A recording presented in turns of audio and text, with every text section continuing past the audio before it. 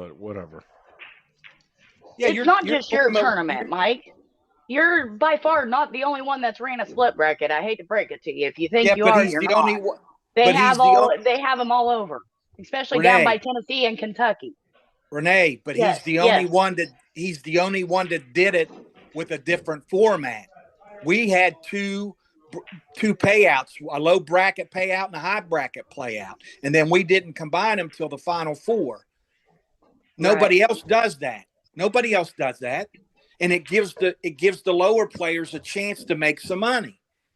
These other brackets, they don't unless they're robbing. And so now hear me out though, okay? Yeah. So in all the split brackets that I've gone to, that they do a different payout, okay?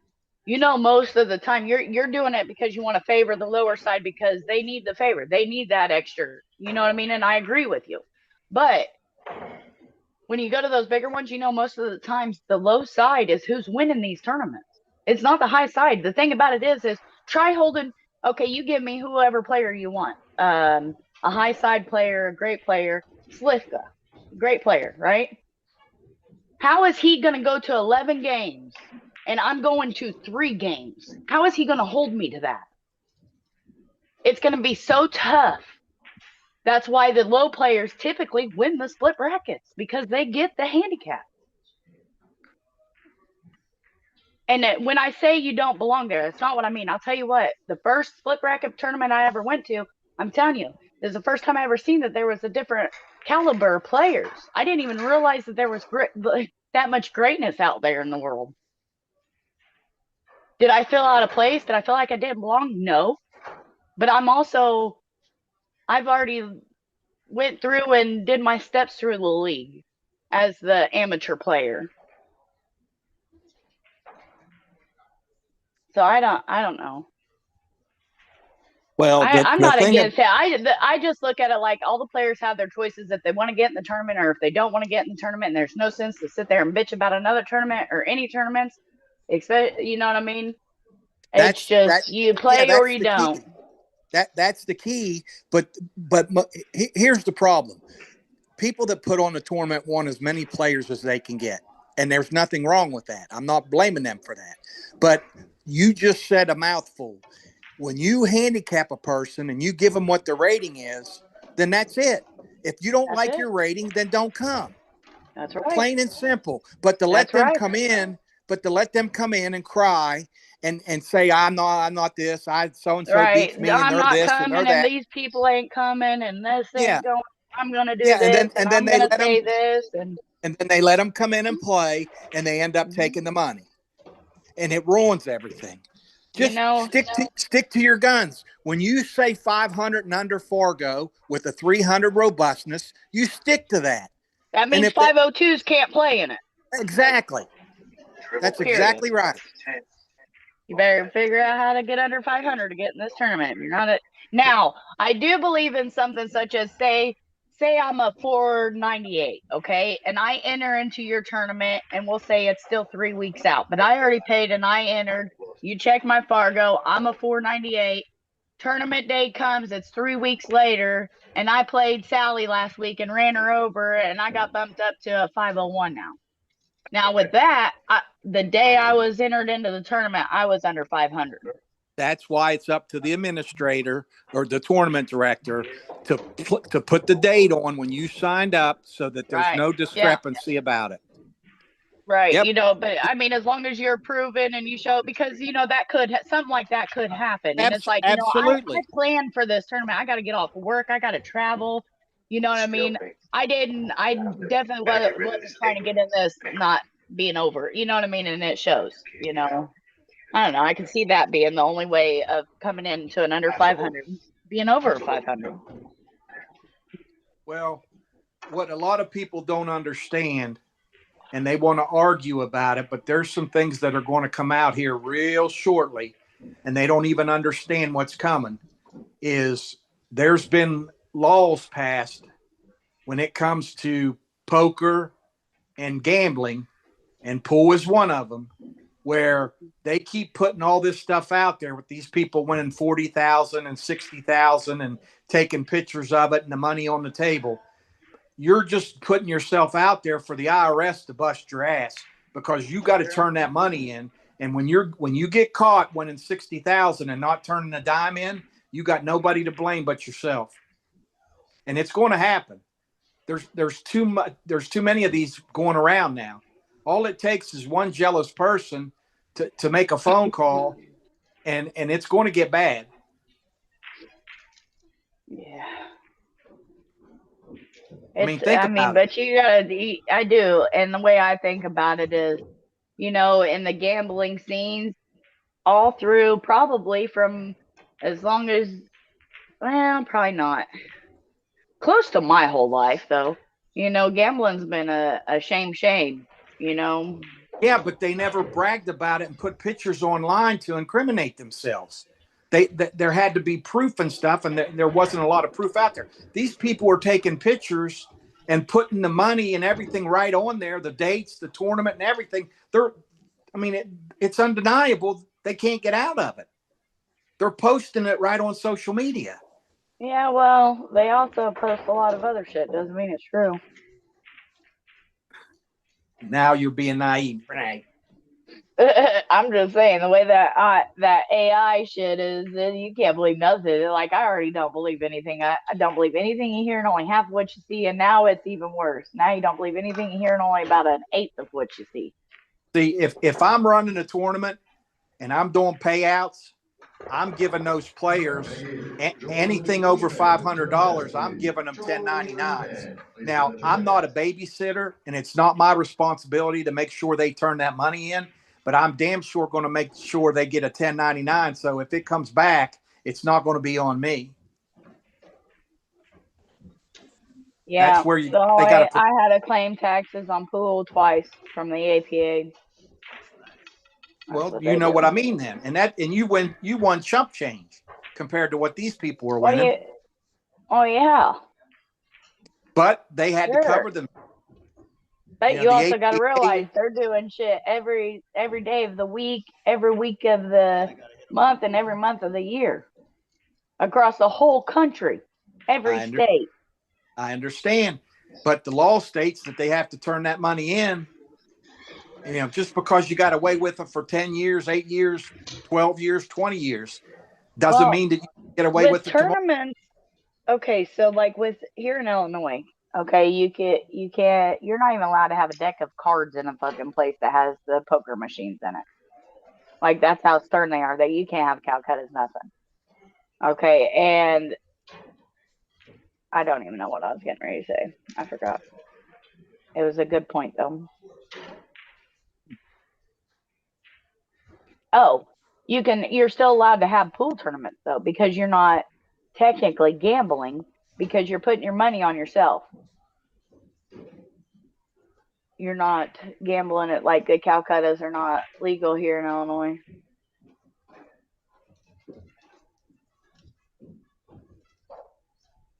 You can lose your gaming license if you would do that. I like it better when the balls are on our end of the table. Yeah, me too. I like that last one like that. That made it a lot better. I agree. Mike, you on here? So we got Robbie, Patrick, and Joshua O'Neill. He's on there. He's just working on the side, probably. He'll bounce in and out. I'm still looking for George Hirschman. But I'm pretty sure that he can hear us at all times, though, because we're on his video call. I don't know anything about either one of these guys. Okay. All right. So, Mike, let's start teaching me one pocket here. So, sitting at this table, of course, you like that top right side pocket. I'm not sure what pocket he's shooting at, though. That's his pocket. The right, top right is his pocket. Okay. It's so hard to tell how much of that 11 or 15. 11, yeah. Just coming up, grazing it and putting that cue ball. No, I'm going to do something that's pretty offensive. I'm gonna. Well, I can't tell. He might be snookered against that ball. He take an intentional foul. Yeah, he didn't need to do that. I thought why wouldn't you graze the 11 ball and do the same thing? I would have kicked one rail and tried to make that 11 or 15 in my pocket. You couldn't leave anything, and you had a chance to make it and get 3 or 4.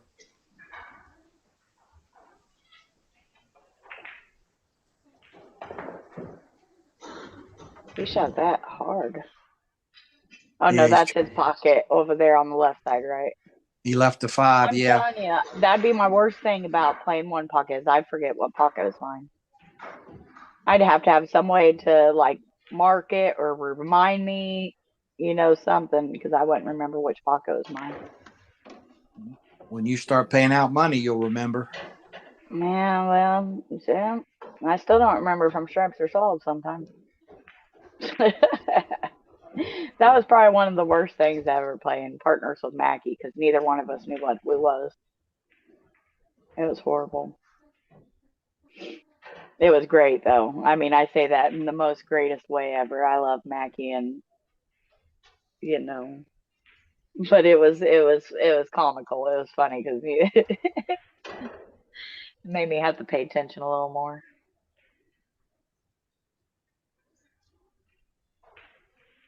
All right, Mike, what are we doing here? Again, Renee, with the table angle, I can't tell if it passes the 1 ball or not. Because if the 15 does, I'm shooting it right now to break those balls up in the cluster.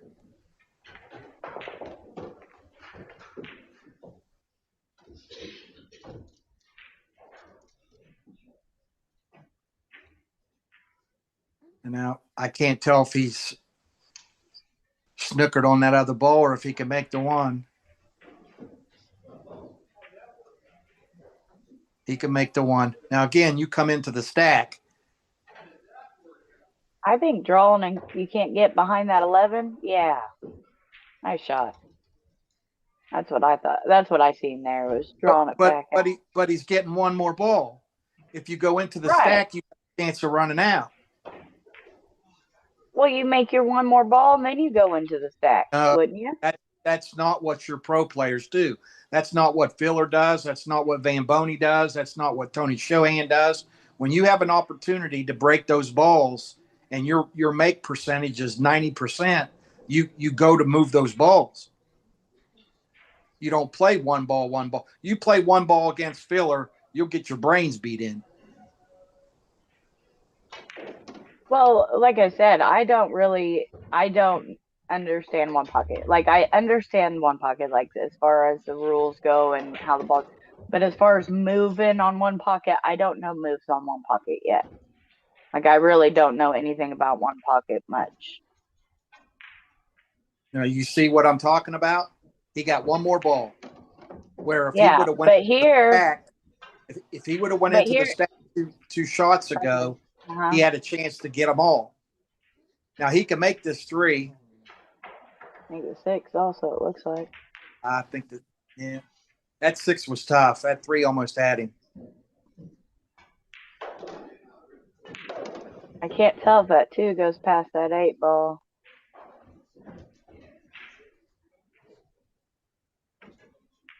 Now, what do you do here, Renee? I was just saying, I can't tell if that 2 goes past that 8 ball or not. What but it you looks do like is that 4-2 is you're dead supposed on. to play the cue ball off the 1 and bring it up by the 3. Try to freeze it against the 3. Well, yeah, that's the right shot. Here you can play that 3 ball combo with the 2 ball and bring the cue ball up here. No, because he's a 1 pocket that way. I'm banking the 3 out and try to put the cue ball back in the stack, unless he's got a dead combination. Okay.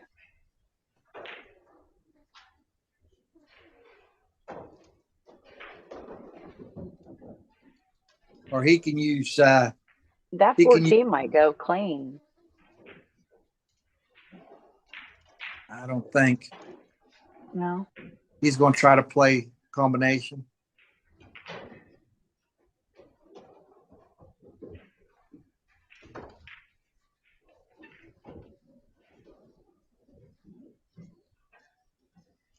So here you shoot the 10 ball on the right side of it to get up here and get up on that 3 ball. He can get safe here. Oh. I don't understand why he shot that so hard.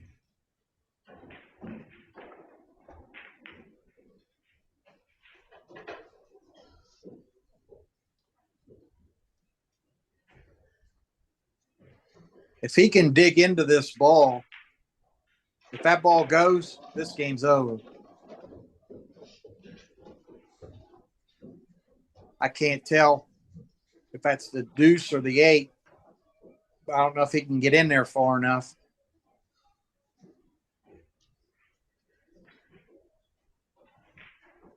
That wouldn't be a bad shot. Combination. But if he can make this ball, he should be out. That won't hurt him. I don't know. He might be able to bank that 10. Straight follow. There's a window there.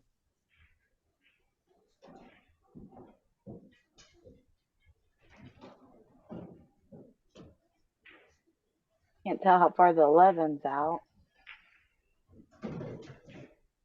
I think it goes. You could probably just. You think the 11 goes? No, the 10 ball.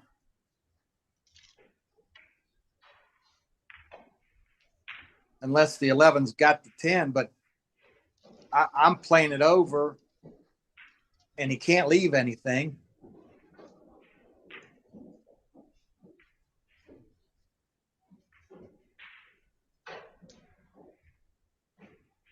I wish Mike would have got a game where the balls were on our side. I don't like that shot. The only good thing is he left it on the rail. Left it down there, and that's what they call the D. It's a good shot.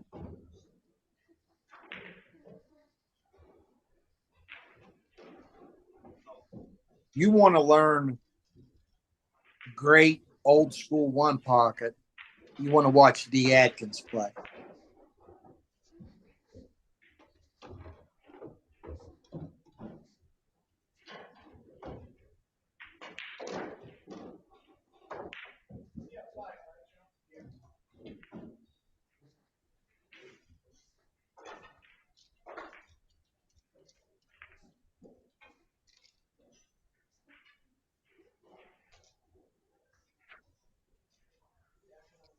I think Mike did get off here. You made him mad. What did I say? Talking about his split bracket. What was wrong with what I said about his split bracket? Nothing. I've played in every one that he's had, and I'll continue to play in them. So I must not have nothing too bad to say about it. I mean, you asked me for honesty. For one, that's all you'll get from me is honesty.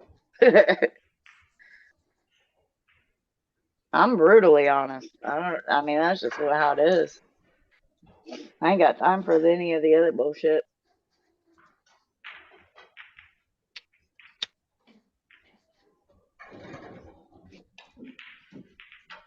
And when maybe he took offense by when I called it a little split bracket. Well, it is a little split bracket. The split brackets I've been playing in, you're playing on 30 plus tables. Like the ones I've been playing in, I've been playing on 30 plus tables. You cannot possibly think that I wasn't meaning it in an offensive way or nothing. He had no idea the context of our conversation. He just came in and heard a bit and piece of something, and he just assumed. Yeah, no. It's just like I say, I'm a 3+1 or a 4, depending on the tournament. A smaller tournament, I'm a 3, and the bigger tournaments, I'm a 3+1. So pretty much in the women's tournaments, I'm a 3, in the in the open tournaments, I'm a 3+1. So like, as far as the little better players, we won't say names, I reckon, but you know what I'm saying. She's right there at that, on the verge of low to high. In the smaller brackets, she should be on the high side for sure. In the bigger one, she should be on the low side.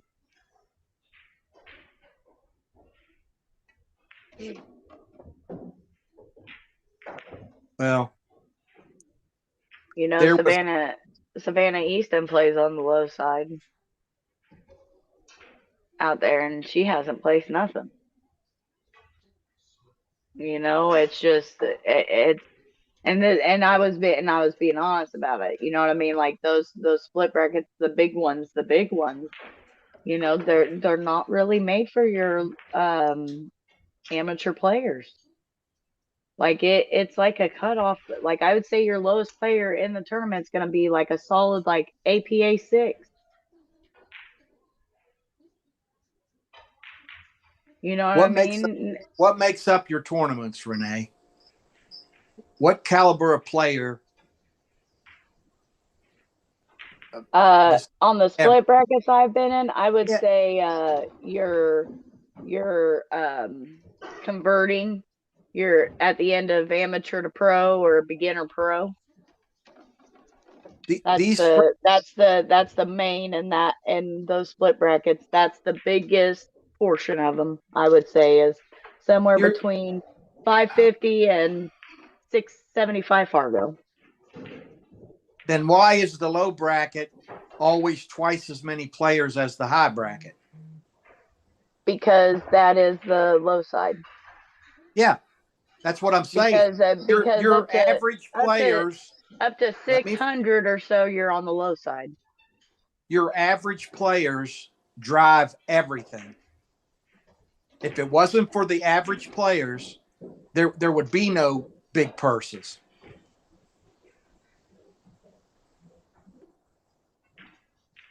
You have to have the average. I'm just players. Telling you. Have you played in any of those big split brackets yet, Sully? No. Okay, so you didn't. I guess I'm trying to explain something that you just can't can't grasp it. I would never be able to grasp it if I hadn't been there. I've been to a lot of them. I've been to over a dozen of them. I've played in a tournament every single weekend for the past year almost. Renee, what I'm trying to say is the low side bracket is always double the entry of the high side. Always. Yes, because you asked me what is the biggest makeup of those tournaments. The biggest portion of those tournaments that I'm playing in are your higher amateur to your lower pros. That is your biggest portion of them. They are the low side. They are the low side. You have Hall of Famers in our high side. Yeah, and that's bullshit. This isn't a professional tournament. These split brackets. But that's where you fail to realize this is not an amateur event. It is. It is not. Yours is. Theirs isn't. Because they let the pros in. Look at Roland Garcia. He's won every one of them that he's been in. See, every one of them he's won. I can't even. I don't even know how to even talk with you about this. Go try one out and maybe you'll understand. No, because I'm not going to be the fool. No. To donate. I'm not going to work a job and get my money and just give it away because there's no chance of beating him. No chance of beating who? Roland Garcia. Who? I'm going to tell you right now, Mike. Better Gorse can't place in those tournaments. None of those high players can. That's why they don't play in them. Roland Garcia can't handle that spot. They can't. You put whoever you want on it. They're going to 11, 12 games. They're not holding me to 3 games, especially not in no slop 9 ball. That's where you fail to realize it gives those lower players, those guppies, that gives them a chance to be able to beat those higher players. They're not playing slop, Renee. They're playing call it. Who? The only one that plays that's Jersey girls. Right. That's what I'm talking about. That's the only one. Roland Garcia is one 3 or 4 of it. That's it. Yeah. Yeah. He's won at least 3, and he might have won 4 of her tournaments. And how many has she had? I don't know, honey. She has one just about every month, if not every other month. It's like every 5 to 6 weeks. You know what I mean? Somewhere at 4 to 6 weeks, somewhere in there. I played in every single one last year except 2. Yeah. He's won every one that he's played in. He's won. Yeah. I would just about wager that. I just about bet that one. I bet he hasn't. That's just like a couple months ago. You're gambling, man. I would bet you he hasn't. I'll give you 100 to 1 odds. You put up 100. What's that mean? I put up $1. You put up 1. You're the one that made the statement. I'm just saying. I bet that statement's false. Renee, I'll put up $100. You put up $1. Okay, that's what I said. I put up $1. You put up 100. Yes, that's how sure I am. I'll get Chrissy on it, and we'll see if he's got first place every tournament he's played. I already know.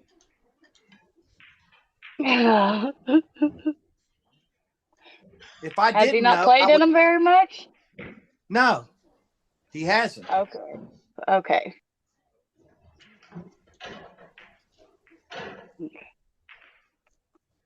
The guy plays awesome.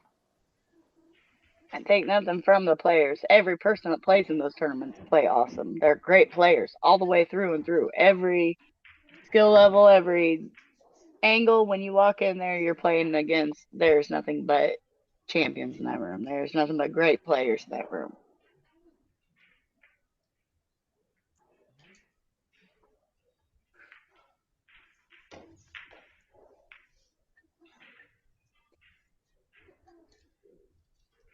Uh-oh.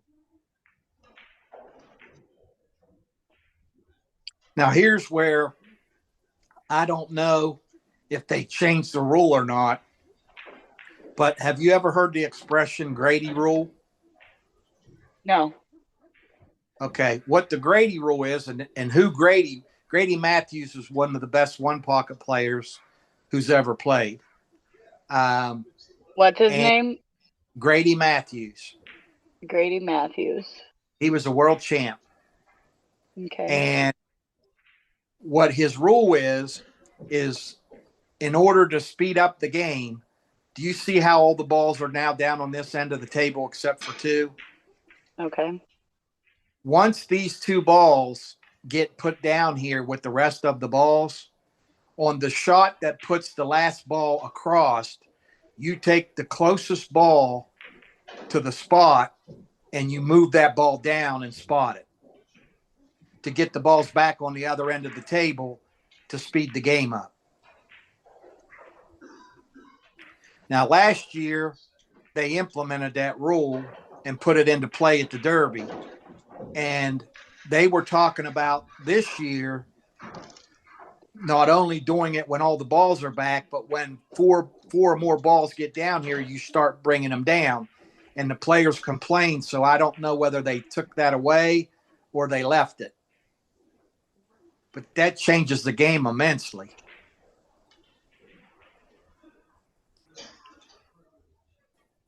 That's just like in the official game of one pocket. If you make a ball in your pocket on the break, it counts and you continue to shoot. For you to have to re-rack the balls, if you make a ball in your pocket on the break, that's not a one pocket rule. That's a rule that Derby City started, and then these other tournaments incorporated it, but it's not an official rule. If you make the ball on the break, it's supposed to count. If you make it in your pocket? Yes. And what the bad part about that is, let's say that I break the balls, Renee, and I make a ball in my hole and I got to re-rack and break again.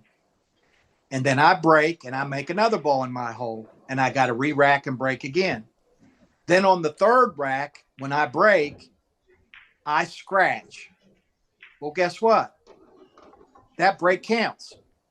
Now, I just made two great breaks and didn't get to use it, but then I make one mistake and it counts against me. That's not a fair rule. If you don't want the ball to count on the break, let's say I break and make a ball, I should have the option. Now, I understand that you want me to give up the table. Well, I should have the option whether to spot the ball that I make and give up my turn and let the incoming player play, or re-break. I should get an option there. Just like in 8-ball, when you play the 8 doesn't win on the break, I have an option to spot it and continue to shoot or re-rack. That's a fair rule. The one pocket rule, where if you make the ball and you have to re-rack, that's not a fair rule because you're penalizing a guy for doing something good.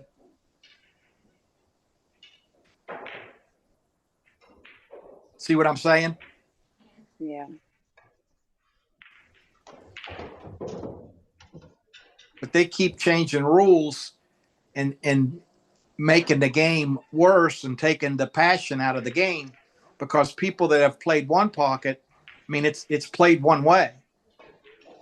And if you're trying to speed it up because you don't have enough time to get the tournament in, then you need to limit your entries. But they're not going to do that because they're making too much money. That's just like 9-ball to me. 9-ball is 9-ball because you hit the lowest number ball on the table, and if a ball drops, it drops. It's part of being 9-ball. Now, you want to call every shot, then you play 10-ball. 10-ball, you call every shot. But they're changing 9-ball where the slop doesn't count, and that's always been 9-ball. Yeah, I kind of like calling the 9-ball. Then you play 10-ball. I've never played 10-ball. It's exactly the same as 9-ball, except you I call. mean, I know how I would know how to play it, but I never have. You're just calling every shot. Yeah, I don't like either one of them. I don't like 9-ball or 10-ball. I don't either. But if I'm gonna play 9-ball, I would rather it be called 9. I'm not a 9-ball player. I don't like a slop. You know what I mean? So if you're playing the game to slop the ball, this is a horrible view to begin with. It really is. We're struggling with it. We've been saying that for 20 minutes. We've definitely been trying to holler It's at all right. you. I'll be into some banks shortly anyway, but the camera's on the other end, so I mean, you can't do anything about it. That's where the camera is. Yeah, that's what we were saying. We were hoping you'd get a match where the balls were on this side, because it's so hard to try to say what should be shot or why they're doing this or why they're doing that, because you can't see. Well, I was called in here because you guys were arguing. Oh, I'm dead serious. Somebody's like, you need to get these guys. What the hell are they doing? I wasn't paying no attention. I'm running credit cards with business. He was talking about the split bracket. I wouldn't say we was arguing. We was talking about the split bracket and trying to. Yeah. But like I said, we can't. It's hard to. You can't see the angles down there at all. Well, yeah, because they're actually shooting the other way. Obviously, Mike. Here, Mike, do you know what rule? I can flip it around, but it ain't gonna look right. Do you know what rule they're playing by? Are they using the Grady rule? I can't do anything. No, they don't play that. They got rid of that. That's what I was asking, because they did it last year. I'm pretty sure they got rid of it because you might be right. They had like a lot of people complaining about. I think it was if there's 5 balls up there, then they have to start spotting them everywhere. They wanted to do it where they didn't wait till the end of the game. They wanted to do it if there was five balls or more up here like on this whenever. end. Yeah, they would do it the whole time, and that's where everybody complained. So I just didn't know if they went back to the old or just eliminated it altogether.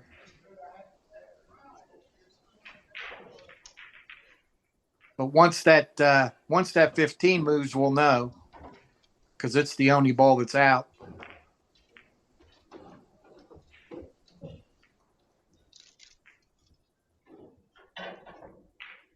I think too many people complained about it. Yeah, I agree with them. You shouldn't change that rule. Changed the game too much. Yeah, absolutely. I think too many people are like, well, hell, I'm not going to go if we got to change the whole rules of one pocket. You guys don't know Josh O'Neill's a complete beast, especially playing one pocket. No, we didn't really know much about the two players, I don't think. Robbie Patrick is son of cue maker Doug Patrick, and now he's a hell of a player himself, actually. I knew him when he was a kid, probably about 14. He's become probably around a 700. He wanted to play Mackie. I was like, dude, I think you're past that now. He didn't take the game too serious when I first met him. We're talking like 8-10 years ago when I used to do shooters all the time. And Doug Patrick was the guy over there.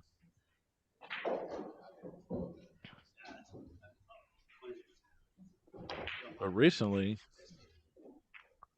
yeah, that's not gonna work. That's going to hurt. Yeah, it should at least. Recently though, I think he played Shane Van Boning and had a chance to beat him.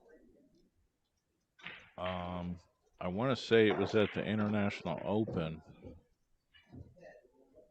It was somewhere. I remote streamed it. I mean, people were going nuts. I mean, he was ahead of him by like 3 or 4 games. I would think Josh O'Neill is a strong favorite, but Robbie has got some skills. But who's the guy racking? Josh O'Neill. He's the best player in at JOBs, but in Nashville. Top 5 player in Tennessee. Possibly even higher. Now that's where her next split bracket is, right? Yeah, that's correct. I don't know if I'll be there. I don't know if I'm going. Is that the 5th, 6th? I don't know. Apparently Mike DeMarco is going to go, but she wanted me to go too, and Cease is going to bring the cues down. I mean, I'm fine with that. I'll just stay home and stream. Because there's not enough room to have two production crews there. Not that I'm much of a crew, but as far as just setting up, there's just not much room. As a matter of fact, I don't even know where he would set up, where he would do his type of camera. I mean, my camera sits. I just swap my camera out for the other camera that's on table 24 and be done with it.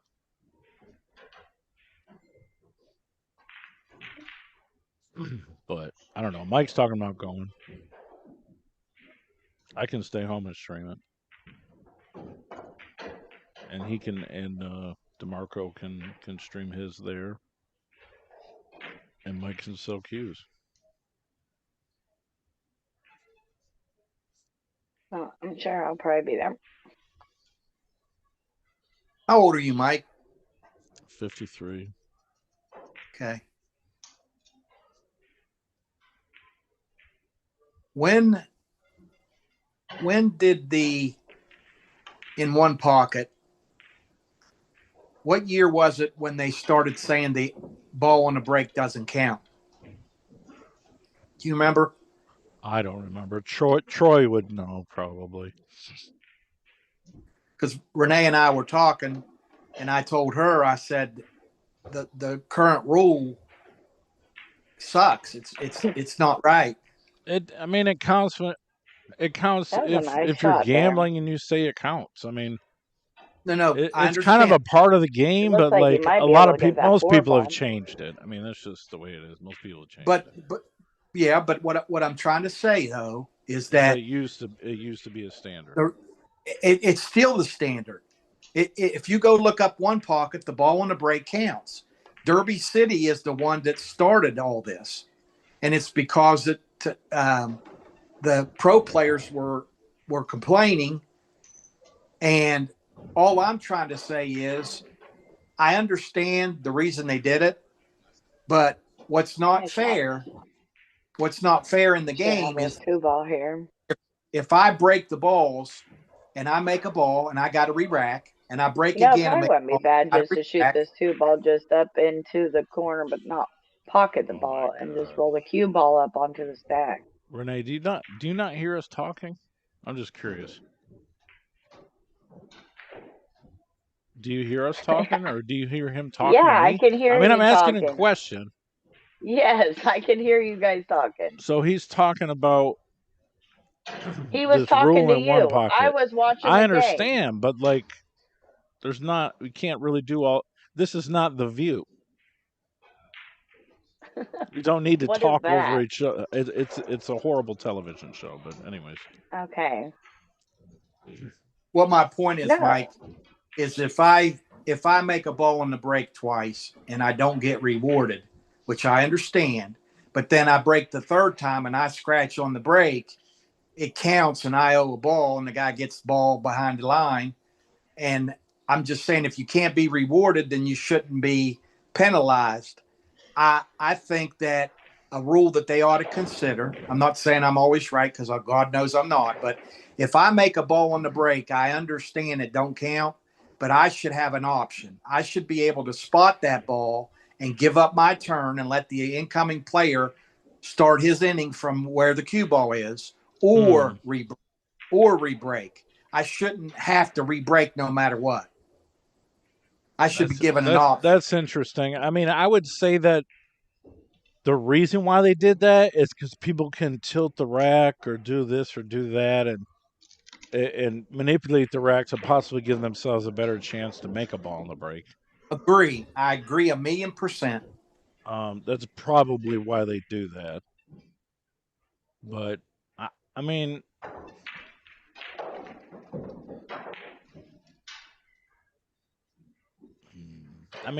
the thing about you saying give it a chance to spot the ball, that sounds kind of reasonable.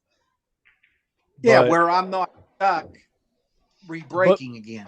But then again, and it speeds up play. Maybe it should be the player option. Because like 8-ball, if you make the 8 on a break, you got an option to spot or re-rack it. Because if you're making a ball on the break in one pocket, you're actually hitting the rack pretty firm. And you're probably going to sell out if you don't make a ball. You could. So, would it be your turn or no?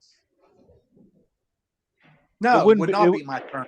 You would spot the ball, and then the player that's trying to get out of the break is shooting. Yes, correct. Yeah. I don't get to continue shooting. It just gives me an option to where if I got him buried, it just gives me a little option of being rewarded a little bit versus having a chance to get screwed because I could scratch or hit a bad break. That's all I'm saying. Is this O'Neal shooting right now? That's Neil. Yeah, he's a beast.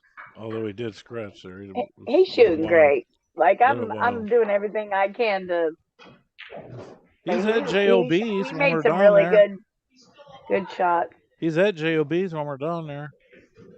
Sometimes he is. He's not always there. I don't reckon I played him. No, I don't even know if he's played in the tournament, but he's there. He's like royalty there.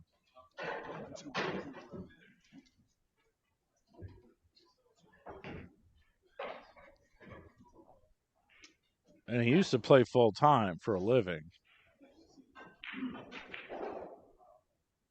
I don't think I quite knew him then, but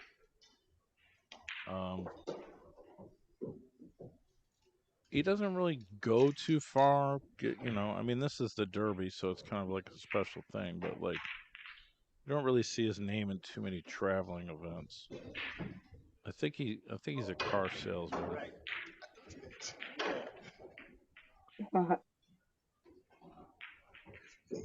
But like, he doesn't have time to devote to the game that like he used to. Well, he's a hell of a player.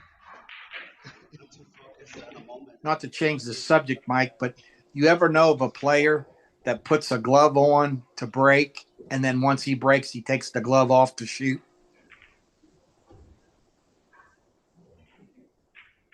Huh. Never you want to know who does?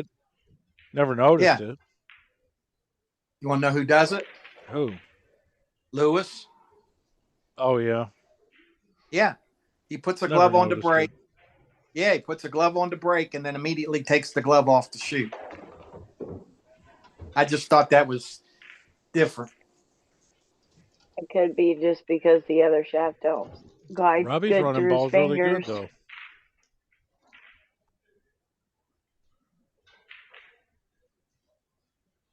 though. Yeah, Doug Patrick is a pretty well-known cue maker. Not sure if he's still really building too many cues. I had one, actually. I had Cody Myers sponsored Doug Patrick cue. I ended up getting it because he sold it to somebody. That's the cue I used to beat Booker out of 2000.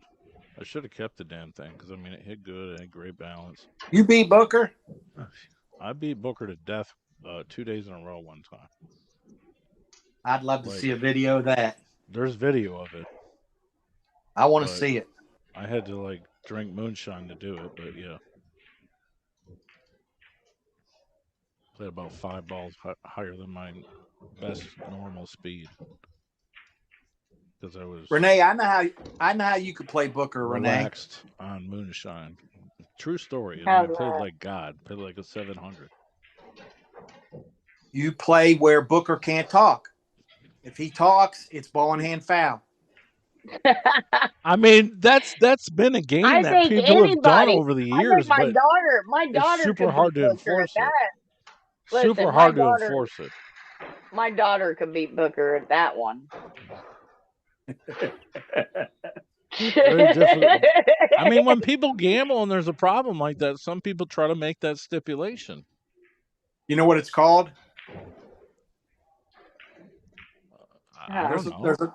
There's a name for it. It's called mums. The quiet game? Oh, for real? For real?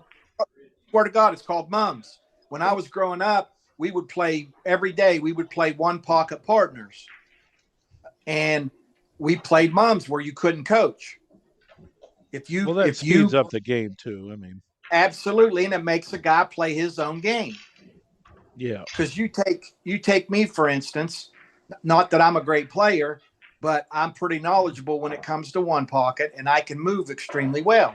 Well, let me play partners with D. Adkins and let him tell me every shot. I'm going to be then 20 you're times like champion. Yes, absolutely. Back in the day, I played some coaching games like that. They were kind of fun. They're like training games. Yeah, it's called mums. It's an old Italian word for shut the hell up. Yeah. Okay. Yeah, brings back memories. I mean, I think that's why John Ash actually wears headphones.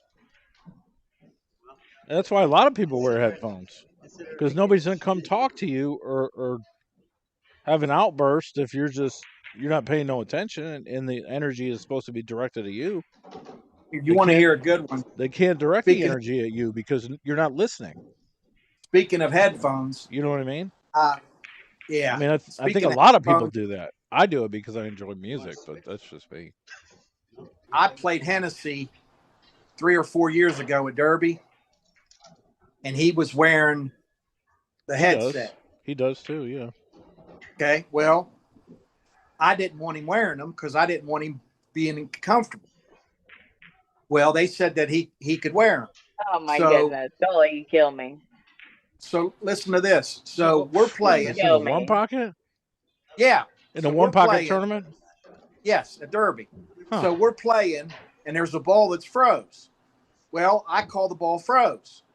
Hennessy plays a safe off of it and doesn't get anything to the rail. So I call foul. So he's walking away, and he can't hear me because he's got the damn headset on. Yeah. So I went up, and I said, you fouled. So he takes the headset off of one ear, and he said, what's that? I said, you fouled. He said, how'd I foul? I said, I called the ball froze. He said, no, you didn't. I said, the hell I didn't. There was 3 people sitting at the table right there. They said, yes, you did. He said, well, I didn't hear you. I said, it's not my fault. You got head ear things in. Yeah. So he went to the tournament desk. Okay. And he told him what was going on. And the tournament desk said to me, did you call the ball froze? I said, yes. He said, well, I didn't hear him. And I said, well, there's 3 people right here that heard me say it. And they ruled against him, and he lost his mind. I imagine he would. Yeah.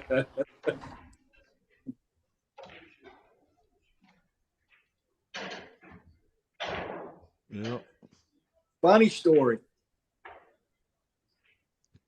Yeah, so the question is how bad did he beat you? Well, I was up Yeah. 5-1 in that game, and of course he come back and beat me. Yeah, he beat me 3-0. I'm not in his league. The next question, Renee, is what is a player that's playing in the Derby City Classic doing being in my split bracket tournament as a 3?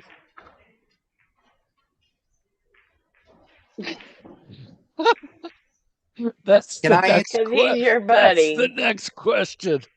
You All know, right, I can mean, you know, can I well, answer it's the question? because you got other people that's about right too. I So mean, it's just a question.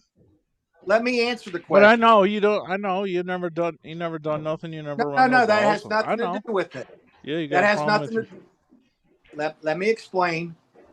If I go to Derby City, which I'm a passionate fan and I love pool, if I go and I don't play, I'm going to pay more money to get a pass to go to every day. I get it. You're just playing in the event to get the pass. I'm just and where else in the world? Or banks, or most people do that in the bank tournament. Okay, but what other pro sport can you go and play the best in the world?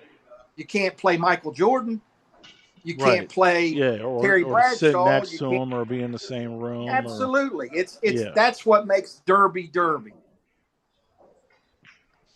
That's the whole thing. I do agree with you you there. know, That's why a lot of these guys go. And this is like, you know, realistically, because I really don't know anybody. I don't know nothing about nothing. But you know, I would say just about every event that I went to, you know, there is a great, a champion in it, an actual, like you said, it'd be I don't know. And then, like, that's what I was talking about earlier. You know, you get the chance to actually play them, and not only play them, but actually get a fair chance to play them. Well, that's it. Here's I mean, there ain't none of you guys gonna convince me that I shouldn't be at the Derby. I put way too much in this year not to be at that Derby right now. I can tell you that. But it's okay. I'll get there. Well, I mean, there really is not much to talk about the match because we're on the other end of the table. I mean, the most action we're going to see is when these guys are bunting balls up in this corner because they're shooting down there. Yeah. See, Renee, so it's very difficult to if the Grady rule was into play, they wouldn't be doing what they're doing now because the ball would automatically go down to the foot spot. Yeah, if you're gambling, you would never play that way.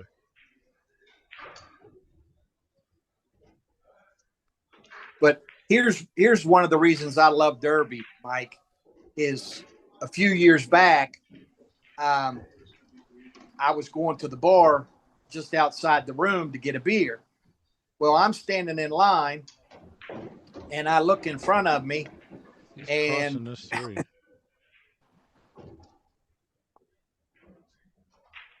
Yeah, I'm listening. I look in front of me, and Johnny Archer's directly in front of me in line. Yeah. So I said, I tap him on the shoulder. I said, "Excuse me." I said, "Aren't you Earl Strickland?" He wanted to kill me. And he says, "What'd you say?" I said, "Aren't you Earl Strickland?" And he just started laughing. And I said, the reason why I asked was, I said, "Do you know what today is?" And he said, "Yeah, it's Thursday." And I said, "No, it's not just Thursday." I said, "Today's Pass It Back Thursday." And he said, "Well, what's Pass It Back Thursday?" I said, "Well, Pass It Back Thursday is the person behind you, you have to buy their drink." I said, if it was Pass It Forward Friday, I'd be buying your drink, but it's not. It's Pass It Back Thursday, so you have to buy mine. So he starts laughing and he buys my drink. So then about, I don't know, a couple hours later, I'm in line again. He's in front of me again. And he said, what are you doing, watching me? So he bought my drink again, and he hadn't had a drink. I can't tell you how many years it's been. So me, Scotty Hirschman, and a bunch of us, we're going to go to the bar at the restaurant and get something to eat and watch the West Virginia game. So we talked Johnny Archer into going down with us. So the next thing you know, he has a beer, and then all hell broke loose after that. But that's a true story. I said, it's Pass It Back Thursday.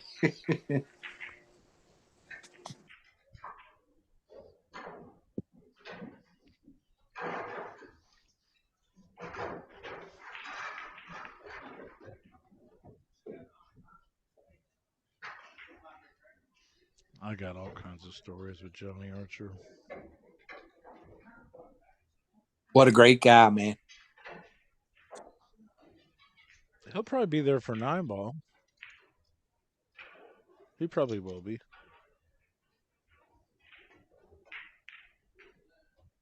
He gets a good crowd still.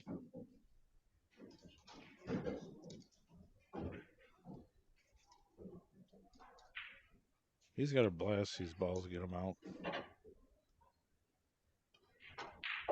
I'd come off that left rail first. He's trying to get them out. That's going to get him in trouble. Yeah, I would think. Ooh. He got lucky to even get that bad. He's trying to This is my favorite. Out. This is my favorite shot in pool right there.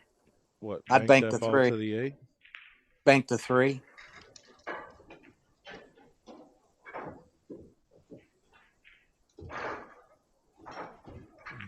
Does he need them all? I mean, they're not even keeping track of the score, the ball count. He must need them all. Wow.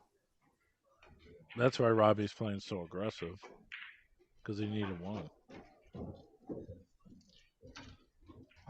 Hey, Renee. Yes, sir. Here was the biggest key to that game right there. When you need 1, you do not want to bring another ball down. You want to keep all the balls up the table and play with 1 ball. If they're all up the table, the chance of a guy running out on you is almost nil. But when all the balls are down on one end of the table, what just happened can happen. So you may have a straight back bank on a ball when you need 1, but if there's 2 or 3 balls down there, you don't want to bring another ball down. You want to bide your time. Okay. Okay.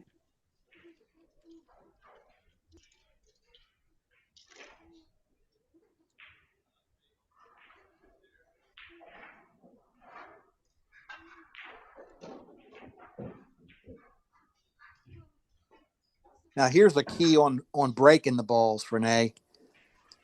I'll see where he places the cue ball, but when you want to use inside English when you break.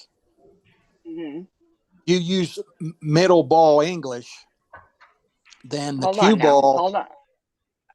Are you explaining what happens? Okay. I'm supposed to use inside English? Yes. Okay. Should always use inside English. But the key is where you want the cue ball to end up. Mm-hmm. So if you use high inside, that cue ball is probably going to come up to the 3rd diamond, maybe a little bit more. If you use middle, it's probably going to come between 2 and 2.5 diamonds up. And if you use low, it's going to stay about 1 diamond up. So we'll see where he strikes. So here he's going to put right on it? Yes. Like 3 o'clock, right? Yep, that's what he's doing. He's using middle. So that ball should come about 2 to 2.5 diamonds up. That's a little low. Yeah, because he was more to the middle of the table. His cue ball was farther away from the rail. And he didn't hit the 1. He didn't split the 1-2. He hit the second ball more fuller.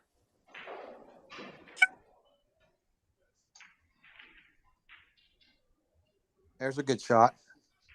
Very nice shot.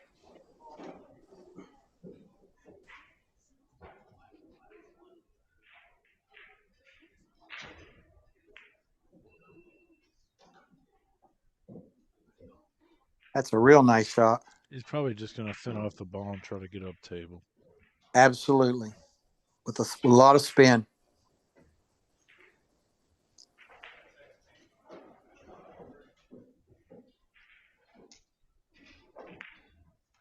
Now, you know what I'm going to do here, Mike? Shoot the 9 ball into the. No, I'm going to come in behind the 1 ball. I don't mind that shot that she just said. Kick it. I'm going to kick that one. What's that? The difference there. Okay. That's even better. He's playing defense where the other shot that I said, you generate another ball to your side. Yeah, but I believe you can never go wrong going defense, no matter what game you're playing. It comes down to it. I'd rather get a solid defense than a possibly 2-way.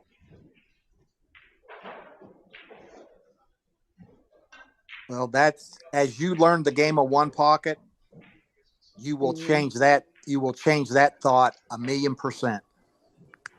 Right now, you won't, but as you play the game and as you get better.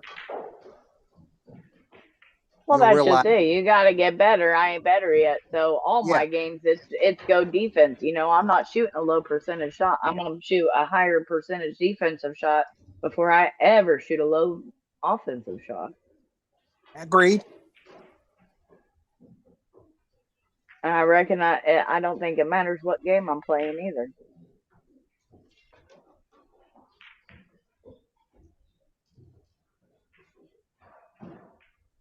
Especially when you're playing better players, you know what I mean? You have to. That's what you got to rely on.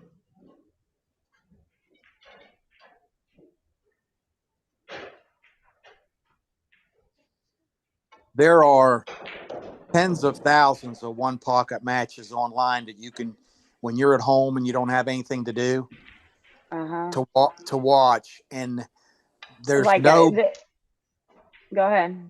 There's no better tool to get better than to watching Shohan and Filler and Shane Van Boney and all those guys, D. Atkins.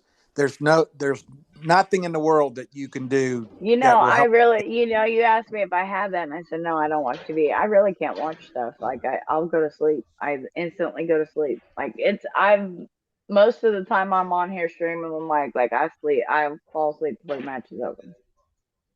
Well, I'll tell you what you do before you start watching that, and I guarantee you won't fall asleep. What's that? Have Mike send you a picture of him in a thong, and you look at that picture before you start. I could send one to you right now. I ain't wearing nothing. Mike, you're not even in your undies. Jeez. I guarantee you won't fall asleep. Michelle would have won the bet if we was betting. I always bet him being in his whitey tighties. No, I don't. She bets him being naked. I'm actually not naked, but I told you I win. You win your undies, Mike. Yeah, in a shark bite shirt. And a shark bite shirt. You hear that, Jim Gamble? He beats at the shark bite. Yeah, that's funny. That's great. Roland Garcia and D. Atkins are coming up for a bank game. That's pretty good. All right. Oh, yeah. That's what we're going to go to. It says conflict, though. What do you mean conflict? What's that? Due to what? I think it means it's a scheduling conflict. It's tough. Like, meaning they're not going to let nobody stream it? No.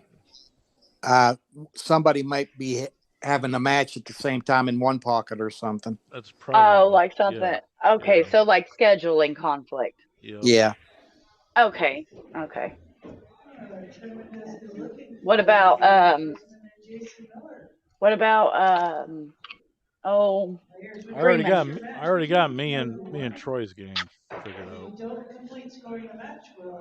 You and Troy, who are you and Troy doing? Mickey Krause and Shannon Murphy. In one pocket? No, Banks.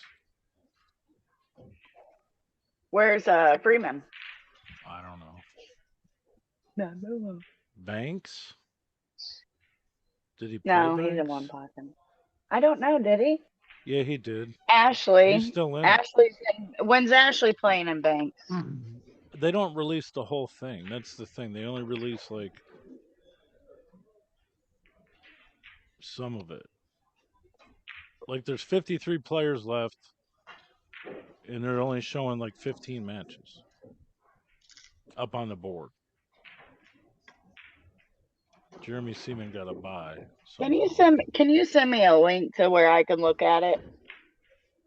Yeah. Derby City Classic.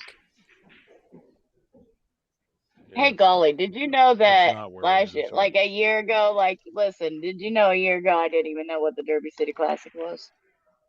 Yeah, I'm sure. Well, that's why I know you're a blonde and not a redhead. Yeah. Why is that? What you just said. What's that? Why does that have to do with hair color? She ain't a blonde. It's not really blonde. It's more like I'm a chameleon. It changes. It changes 4 times. It changes 4 times a year. I've never dyed my hair. I don't have to. It changes 4 times a year. In the summertime, I'm a blonde. In the wintertime, I'm more of a dark. And in the fall and spring, I'm more red. There's your links. All right. I'll see if I can't scroll through there and see anybody.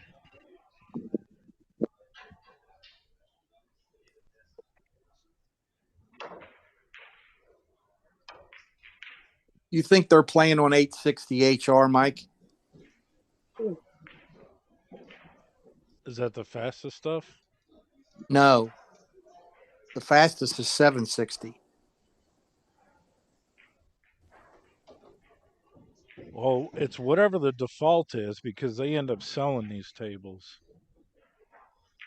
as tournament used. Right. Send it in Messenger.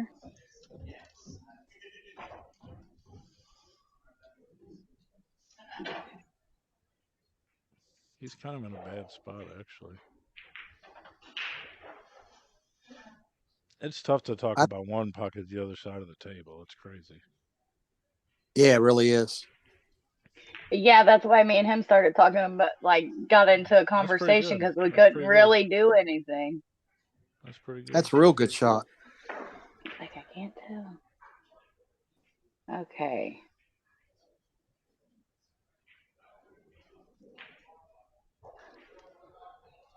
Man, there's a lot of these games it says conflict. Shannon Murphy and Mickey Krause's game says conflict. Billy Thorpe is going to be playing.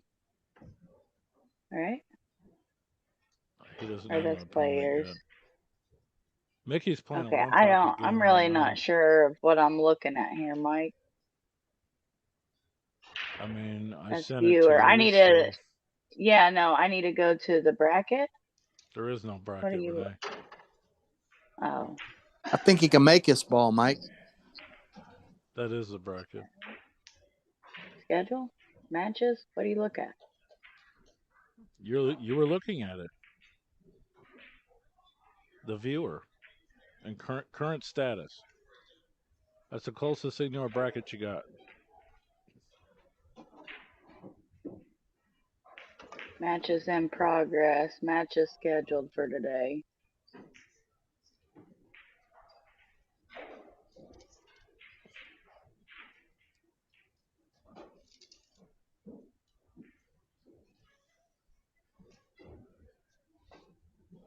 Will Freeman is right there. Scheduled at 11. Matches in progress scheduled. Yeah, Freeman's playing right now. What, one pocket? I don't. Has to be. I would think. Where do you see what table they're playing on? Green. Playing on table Playing. 23. Actually, he just won. Did he just win? Yeah, 3-0. Okay, good job. Now, how do I go to banks? Because that's what I'm looking for, right? It's Banks. the other link I gave you. Nice Oh, you shot. gave me two? Very nice shot.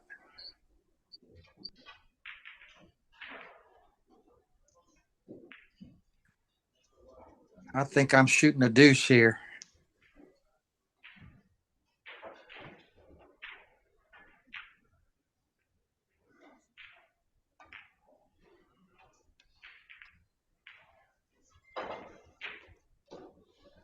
Very nice, sir. It says the banks is saying that there's 0 players left. Okay, no, there it goes. Okay. I just put in the YouTube chat room the links to the tournament viewer.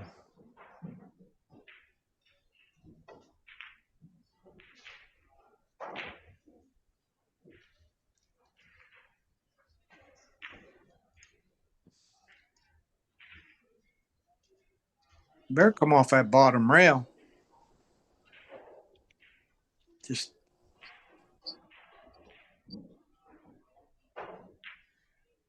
he might make this ball, but I don't like the shot.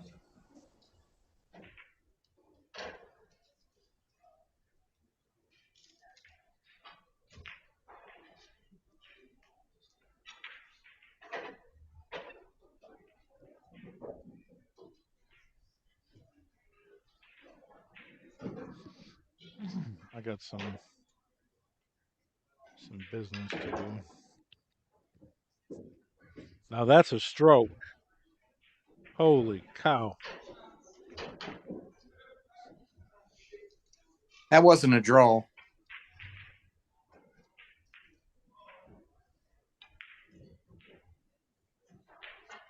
Wow. Roland Garcia and D. Atkins coming up. See that. Shane Gamboni's coming up too.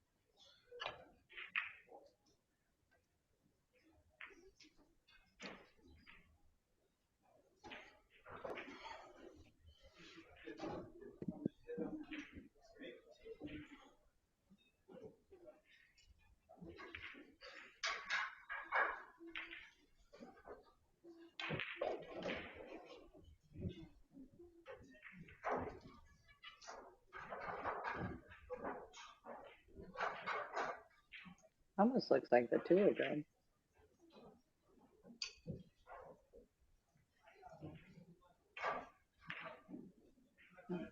not do it here.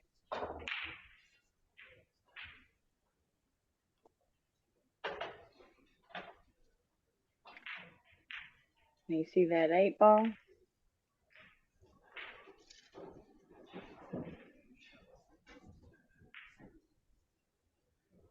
What are you doing here, Mike?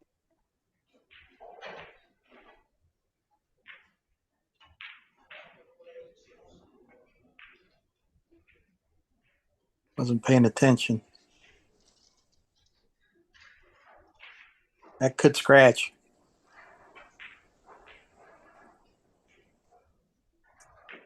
No rail. Yeah, it did. Oh, did it? It didn't look like it. Yeah, the 3 got there. Okay.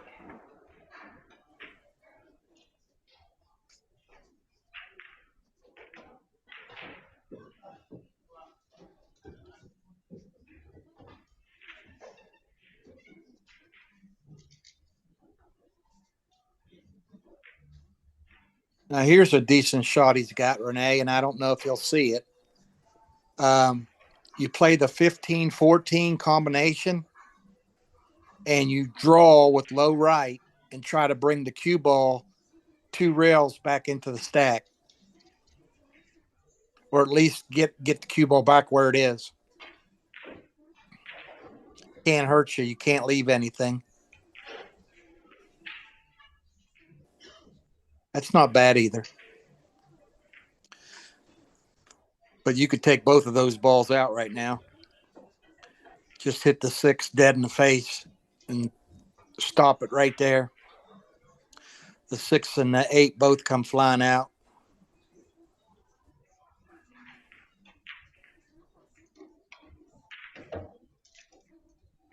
See it?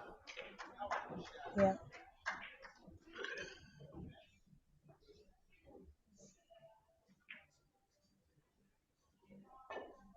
Now he's going to come down here on this bottom rail and try to freeze him.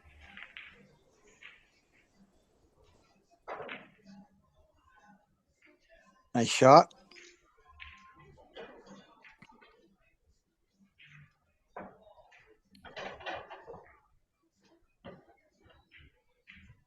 Here's where you use 11 o'clock English on the cue ball and spin the 14 back up and put the cue ball on the bottom rail.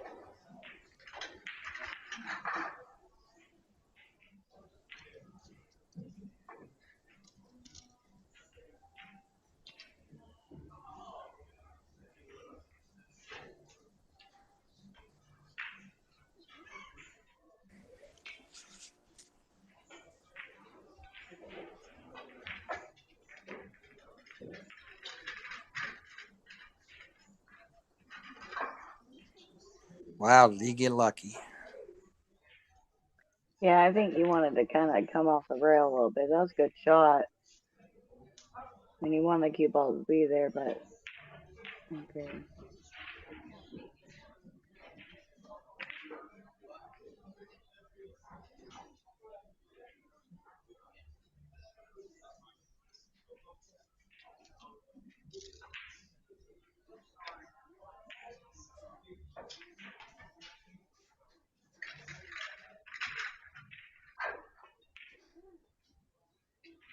He can play this ball to go.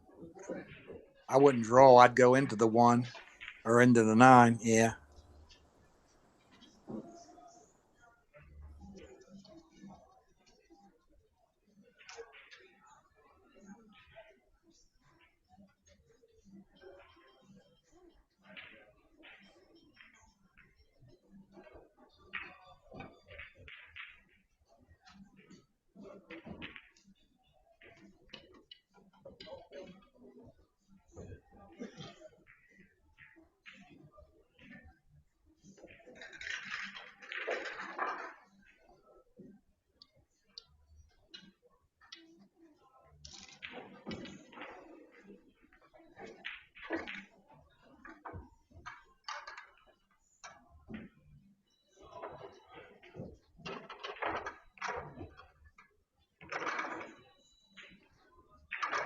Hey, Renee, I'll be back in a few. All right.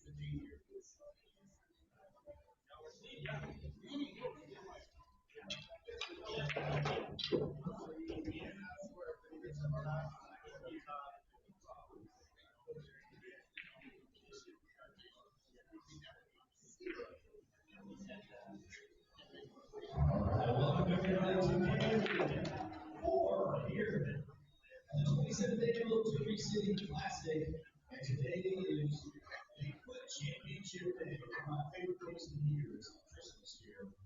Just outside of Louisville, so we saw some amazing matches yesterday. First it was Federal Horse, who came together in the Final Four over Marco Tuccier. Then we come back from Christian Martinez to defeat Joshua Filler as champion. So Martinez has defeated two past champions in the Bigfoot. That is Superman, Roberto Lopez, and then Filler. So it's Martinez and Federal Horse set to kick off here in about 40 minutes. It was Roland Garcia over Lee Van Ortiz as we moved into the Final Four. And last night, long match. It was a tight one, but ultimately it was John Mora for our past champion because we did this. So it's Mora and Garcia at 4:30. And then tonight at 9 o'clock, we will have a brand new champion here in the Bigfoot for the first time. All Final Four not alone has been a champion of the Bigfoot 10-ball challenge. Also last night, right after the match, we had a 15-ball challenge. It was wild. It was Glenn from Dalton, Georgia, who ran 14 balls, had a fairly simple shot. Right now, but didn't win. And so the pot is still right now $1,000. And I have tickets over here. If you'd like to buy a ticket for that chance at $1,000, there's like 220 tickets at all. You can get 5 for 20, 5 tickets for $20, $5 a piece. And those are all for this next match. And then we're going to shoot it after the match, right? So if you want to get in on the draw, the 15-ball challenge, get on over here and get yourself a ticket. Now, you should buy a ticket. I think you're about 15 balls. It is the Bigfoot, but if you like an extra ticket or if you have tickets already, get on over here and get you set up. So, the Final Four is set, and who is going to be the Bigfoot champion? We will decide that starting here in about for 8 minutes. 27 Tennessee.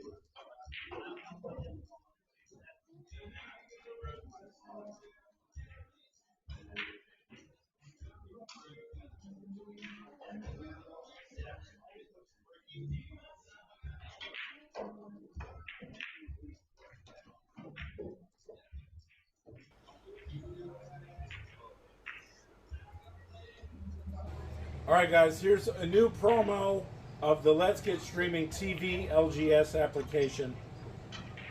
Here's all your sections. I'm only going to show you brief tidbits of the sections. You get local channels. You get all your basic and extended channels.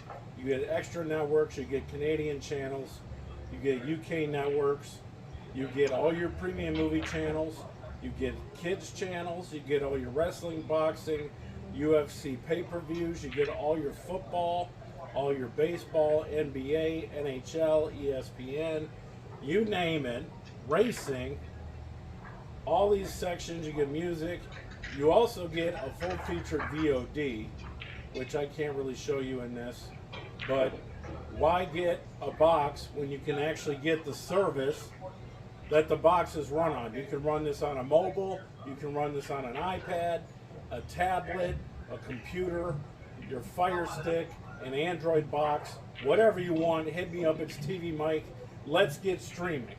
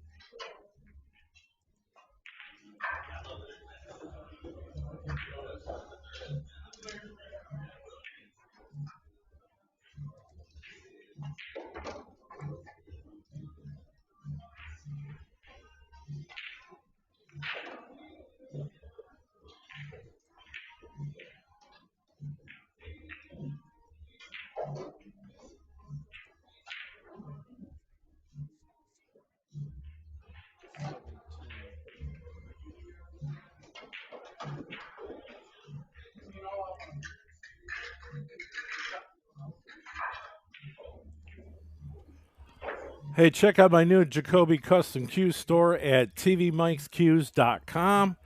Here you'll find all my extensive cue inventory, my unique one-of-one cues, pages and pages of cues to choose from. There's videos I made for each of the cues. You can also buy shafts, brake cues, and other items from Jacoby Custom Cues. Dealers and wholesalers may inquire. Always check this page for my latest inventory. Sign up for my email list. Send me a message. Thanks for the support. tvmikescues.com.